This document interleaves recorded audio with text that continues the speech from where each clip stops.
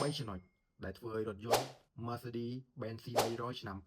2015 នៅតែមានប្រជាប្រិយភាពនៅលើទីផ្សារនៃប្រទេសកម្ពុជា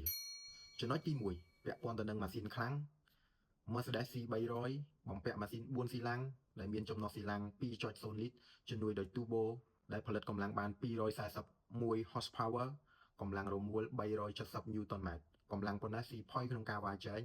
មិនត្រឹមតែប៉ុណ្ណោះក៏វាផ្ដល់នូវភាពសន្សំចៃបានខ្ពស់ទៀតចំណុចទី 2 ពាក់ព័ន្ធនឹងភាពប្រណិតនៅខាងក្នុងបំពាក់ដោយ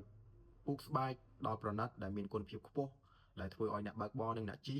ទទួលបានអារម្មណ៍មានផាសុកភាពខ្ពស់មិនត្រឹមតែប៉ុណ្ណោះក៏បំពាក់ទៅដោយភ្លើងឌីនមួយជុំឡានដែលធ្វើឲ្យមានភាពប្រណិតភាពស៊ីវិល័យនិងភាពទំនើប